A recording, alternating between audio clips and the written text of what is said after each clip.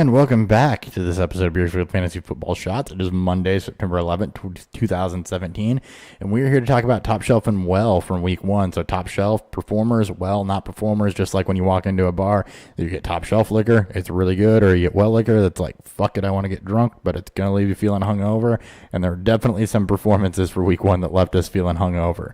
As always, you can follow the show on Twitter at BeerfieldFF. I am your host today at HotBFF with 2 Ps. That's where you can follow me on Twitter. My other co-host, Dan Thury, can be found on Twitter at ThuryBFF. That's ThuryBFF. Nick Sparts at Nick Sparts. You can follow the Beerfield Fantasy Football Podcast. Subscribe to us on iTunes, Google Play, wherever you get your podcast. We'll be there for you. And Instagram, Facebook, I think are both Beerfield Fantasy. So let's talk some performers. All right, for Top Shelf, so what we're going to do here is we're going to go through by each position group and talk about a guy that really performed. Maybe not somebody we hyped up a whole lot, but that really did well. So for quarterback, Matthew Stafford of the Detroit Lions, 29 of 41 for 292 yards, 4 touchdowns, and 1 interception versus Arizona. So Arizona's supposed to have a pretty good pass defense, but Stafford was able to shred them. He put up a really, really good week. He's a guy that we were probably higher on, I think, the most expert consensus, and he showed us why. For running back, LaShawn McCoy, 22 for 110 on the ground and 5 for 49 through the air. It's a toothless Bills, offense against a bad Jets defense.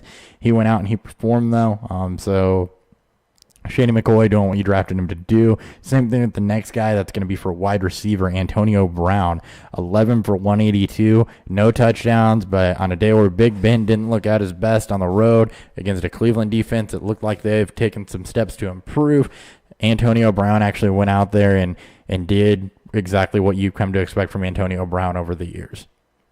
At tight end, Zach Ertz made good on my streaming pick and my daily pick, going 8 for 93, no touchdowns, but he was targeted by the Eagles passing offense. He looked like exactly what we've talked about him as a reliable tight end option. He was one of the better tight ends this week, and he didn't make me look bad like some of my other picks. So shout out here. I'm sure he's going to watch.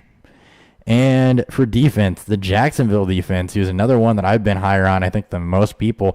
They had 10 sacks, 6 tackles for losses, a forced fumble, and a fumble recovery against the Texans offense that wasn't expected to be great, but not expected to be terrible either. So they went out there and they really did their jobs. They brought you home if you're about 28 points, I think. So if you're an owner of Jacksonville in fantasy football for defense, you are really, really happy with that performance.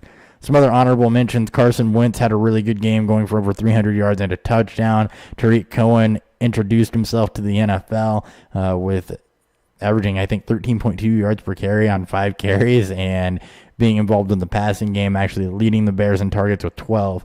Nelson Aguilar put up a huge touchdown. He led the wide receivers on the Eagles with 8 targets, so he should be involved, and he's available in most leagues.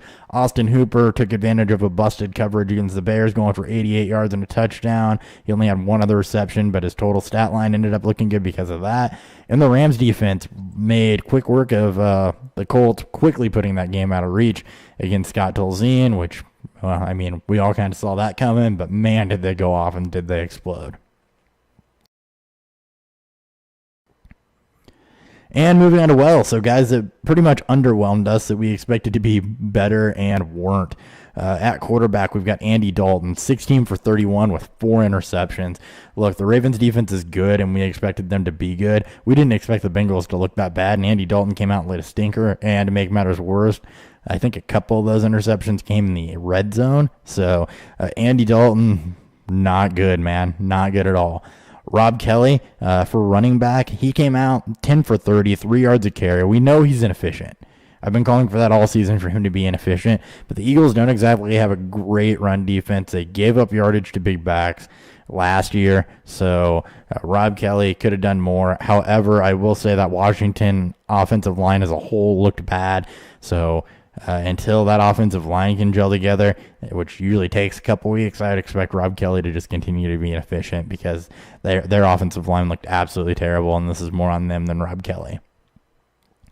At wide receiver, Odell Beckham Jr. didn't play, so Brandon Marshall was expected to kind of step up and fill that role with as talented as he is and have a lot of targets and perform like, not like Odell, but still at a high level, top 15 level.